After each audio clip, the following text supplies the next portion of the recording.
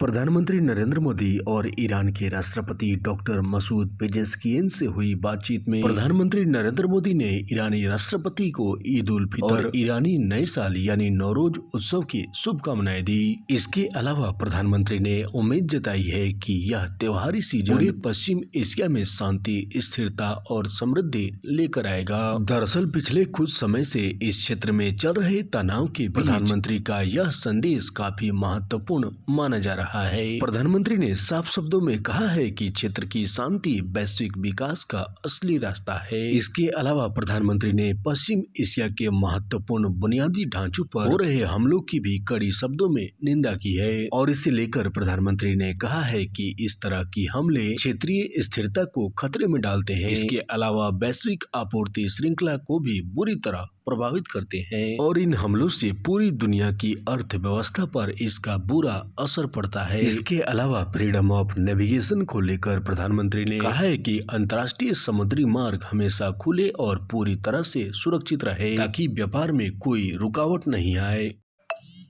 पूरे देश भर में एलपीजी संकट के बीच सरकार ने लिया बड़ा फैसला। अब सरकार ने राज्यों को कमर्शियल गैस की सप्लाई 20% तक बढ़ा दी है। देश में ऊर्जा संकट के बीच सरकार ने कहा है कि राज्यों और केंद्र शासित प्रदेशों के लिए कमर्शियल एलपीजी का आवंटन बढ़ाकर अब 50% तक कर दिया गया है।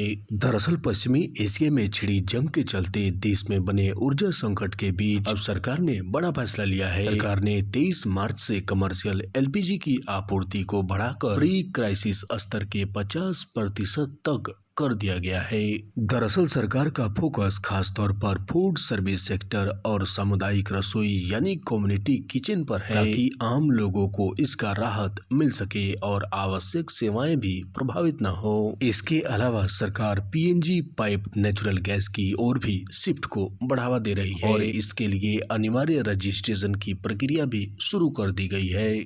प्रधानमंत्री नरेंद्र मोदी और ईरान के राष्ट्रपति डॉक्टर मसूद पेजेस्कियन से हुई बातचीत में प्रधानमंत्री नरेंद्र मोदी ने ईरानी राष्ट्रपति को ईद उल फितर और ईरानी नए साल यानी नौरोज उत्सव की शुभकामनाएं दी। इसके अलावा प्रधानमंत्री ने उम्मीद जताई है कि यह त्योहारी सीजन पूरे पश्चिम एशिया में शांति, स्थिरता और समृद्धि लेकर आएगा। दरअसल पिछले कुछ समय से इस क्षेत्र में चल रहे तनाव के प्रधानमंत्री का यह संदेश काफी महत्वपूर्ण माना जा रहा है। प्रधानमंत्री ने साफ शब्दों में कहा है कि क्षेत्र की शांति वैश्विक विकास का असली रास्ता है। इसके अलावा प्रधानमंत्री ने पश्चिम एशिया के महत्वपूर्ण बुनियादी ढांचों पर हो रहे हमलों की भी कड़ी शब्दों में निंदा की है और इसे लेकर प्रधानमंत्री ने कहा है कि इस तरह की हमले क्षेत्रीय स्थिरता को खतरे में डालते हैं। इसके अलावा वैश्विक आपूर्ति श्रृंखला को भी बुरी तरह प्रभावित करते हैं और इन हमलों से पूरी दुनिया की अर्थव्यवस्था पर इसका बुरा असर पड़ता है। इसके अलावा फ्रीडम ऑफ नेविगेशन को लेकर प्रधानमंत्री ने कहा है कि अंतर्राष्ट्रीय समुद्री मार्ग हमेशा खुले और पूरी तरह से सुरक्षित रहे ताकि व्यापार में कोई रुकावट नहीं आए।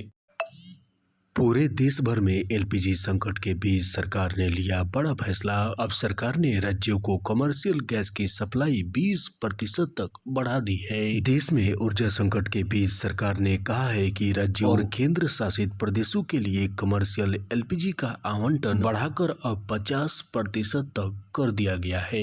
दरअसल पश्चिमी एशिया में छिड़ी जंग के चलते देश में बने ऊर्जा संकट के बीच अब सरकार ने बड़ा फैसला लिया है। सरकार ने 23 मार्च से कमर्शियल एलपीजी की आपूर्ति को बढ़ाकर प्री क्राइसिस स्तर के 50% तक कर दिया गया है। दरअसल सरकार का फोकस खासतौर पर फूड सर्विस सेक्टर और सामुदायिक रसोई यानी कम्युनिटी किचन पर है ताकि आम लोगों को इसका राहत मिल सके और आवश्यक सेवाएं भी प्रभावित न हो। इसके अलावा सरकार पीएनजी पाइप नेचुरल गैस की ओर भी शिफ्ट को बढ़ावा दे रही है और इसके लिए अनिवार्य रजिस्ट्रेशन की प्रक्रिया भी शुरू कर दी गई है।